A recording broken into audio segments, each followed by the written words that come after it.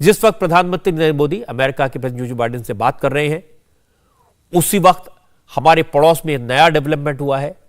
पाकिस्तान में एक नई सरकार का गठन हुआ है। पाकिस्तान में आज शहबाज शरीफ नए वजीर आजम बन गए। और इंटरेस्टिंग बात यह कि शहबाज शरीफ को शपथ दिलाने से पहले पाकिस्तान के प्रेसिडेंट आरिफ अलवी बीमार पड़ गए। उन्होंने बेचैनी की शिकायत की, प्रेसिडेंट हाउस में डॉक्टर्स को बुलाया और थोड़ी देर बाद प्रेसिडेंट हाउस की कुर्सी छोड़ देंगे, लेकिन फिलहाल उन्होंने इस्तीफा नहीं दिया है। लेकिन आज उन्होंने शहबाज शरीफ को शपथ दिलाने के लिए एक रास्ता निकाल लिया, कहे कि बहाना कर लिया। हालांकि इससे कोई फर्क नहीं पड़ेगा। अब शहबाज शरीफ पाकिस्तान के वजीर आजम बन गए हैं। उन्होंने शपथ लेने से पहले ही कश्मीर का राग छेड़ दिया है। पाकिस्तान की नेशनल असेंबली में शहबाज शरीफ ने कहा कि मोदी ने कश्मीर से आर्टिकल 370 हटा दिया, आर्टिकल 370 को रिमूव कर दिया और इमरान खान की सरकार ने कुछ नहीं किया। लेकिन शहबाज शरीफ ने कहा वो कश्मीरियों के साथ खड़े रहेंगे। और इसके बाद शहबाज शरीफ ने कहा कि वो भारत के साथ अच्छे रिश्ते बनाना चाहते हैं, लेकिन प्रधानमंत्री मोदी से कहेंगे कश्मीर का मसला हल किए बगैर संबंध अच्छे नहीं हो सकते। जो गासबाना कब्जा किया गया अगस्त 2019 में आर्टिकल 370 को खत्म कर दिया गया, तो मासवाए ये श्रीनगर रोड के अलावा और हमने क्या किया? क्या कोई संजीदा काविश की? क्या कोई सीरियस डिप्लोमेसी की?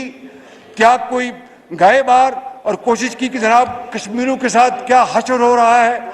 दिन रात कश्मीर की वादियों में कश्मीरी भाइयों और बहनों का खून बह रहा है और कश्मीर की वादी उनके खून से सुर्ख हो गई है।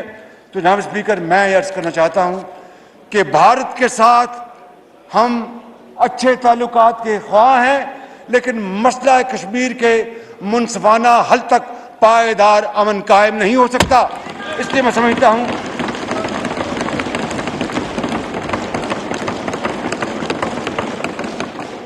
और हम कश्मीरी भाइयों और बहनों के लिए हर फोरम पर आवाज उठाएंगे, डिप्लोमेटिक एफर्ट्स करेंगे, उनको डिप्लोमेटिक सपोर्ट देंगे, मॉरल सपोर्ट देंगे। ये हमारा हक है, वो हमारे भाई हैं।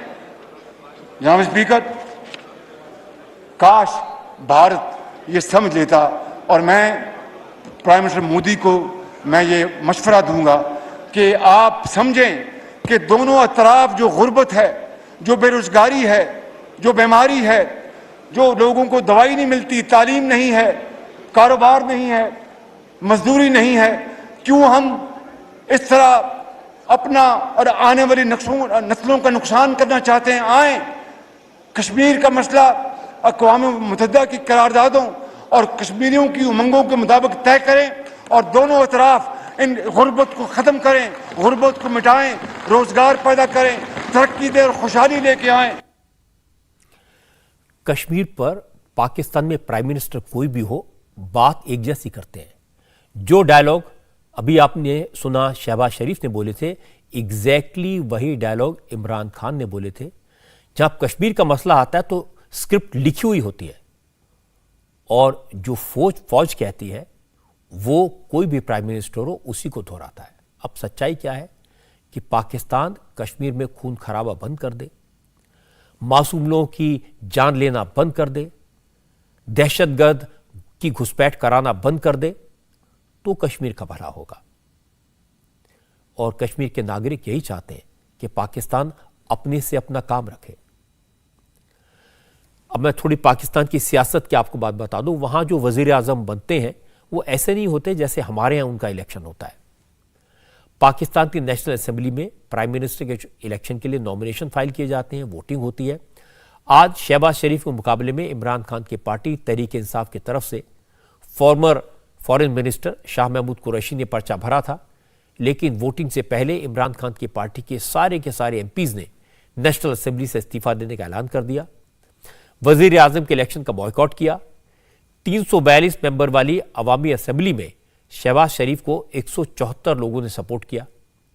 और आज नेशनल असेंबली में वजीर आजम इलेक्ट होने के बाद शहबाज शरीफ ने अपने साथी दलों का शुक्रिया अदा किया, खासतौर पर अपने बड़े भाई नवाज शरीफ को सलाम किया। नवाज शरीफ इस समय लंदन में है और शहबाज शरीफ ने माना कि नवाज शरीफ की कोशिशों से ही वो प्राइम मिनिस्टर की कुर्सी तक पहुंच पाए। एक मरतबा फिर अपने जुमला कायदीन का मैं शुक्रिया अदा करता हूं, तमाम इत्तेहादी पार्टीज का शुक्रिया अदा करता हूं, तमाम बाज़मीर अरकान का शुक्रिया अदा करता हूं, और मैं अपने कायद मियां मोहम्मद नवाज शरीफ को सलाम पेश करता हूं कि जिन्होंने इस सारे मामले में मेरी मुकम्मल रहनुमाई फरमाई।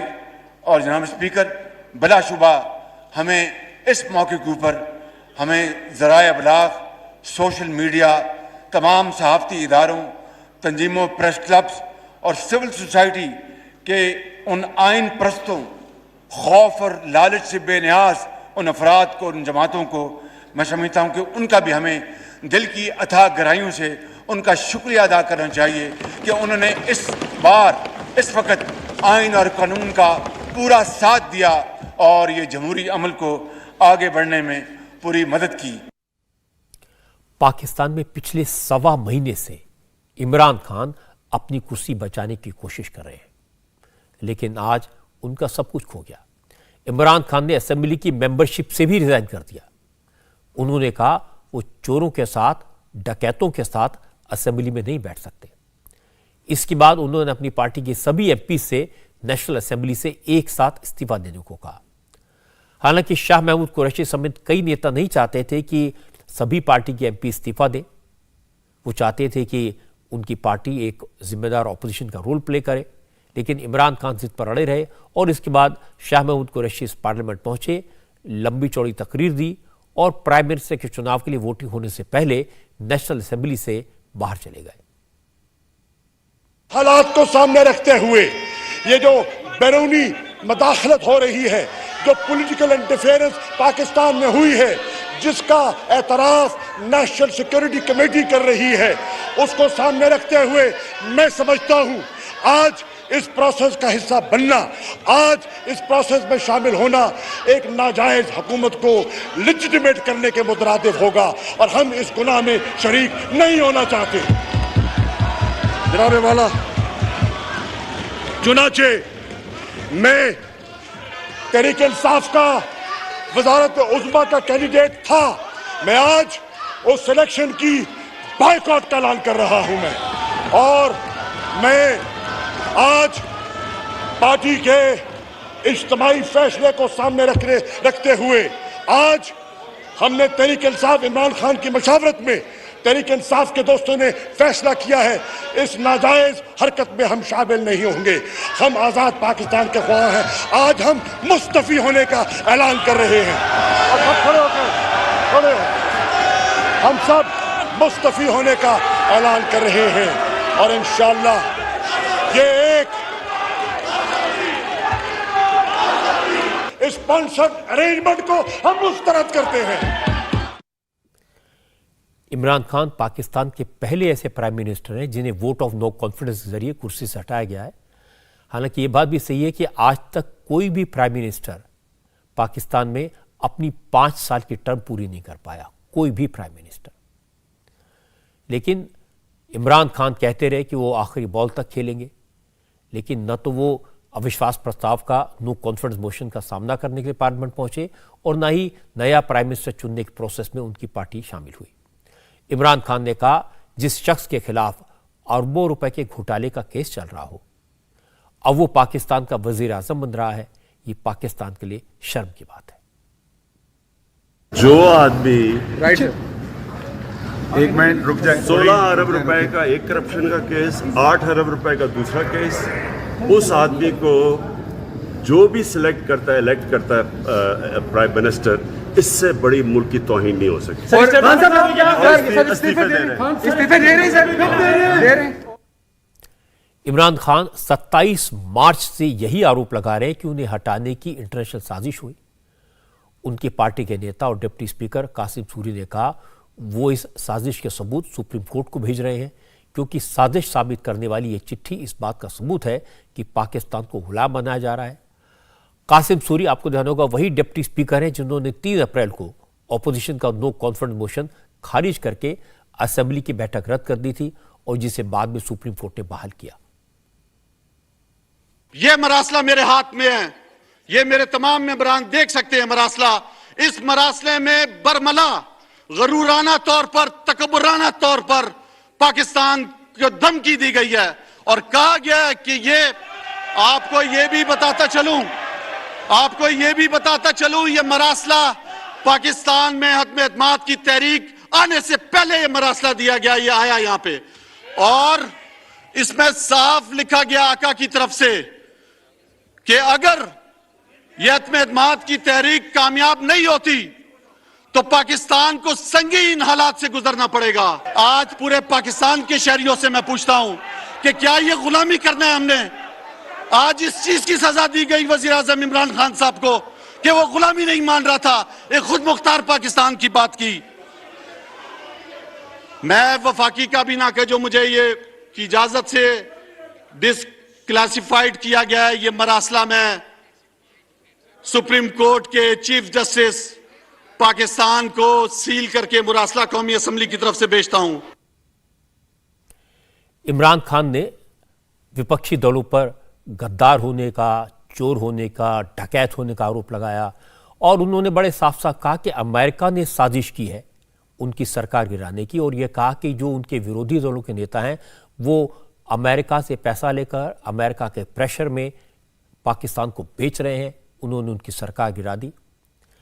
शहबाज शरीफ ने आज पार्लियामेंट में इन सारे इल्जामात का बड़ा करारा जवाब दिया। उन्होंने कहा कि मैं इन सारे इल्जामात की जांच करवाऊंगा।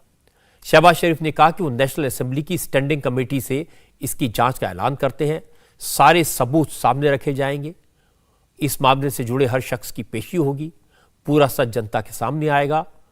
और इसके बाद शहबाज शरीफ ने कहा कि विदेशी ताकतों के साठगांठ का आरोप साबित हुआ, अगर इसमें एक कतरा भी सच निकला, एक आयोटा ऑफ ट्रूथ भी निकला, तो वो तुरंत प्राइम मिनिस्टरशिप से इस्तीफा दे देंगे।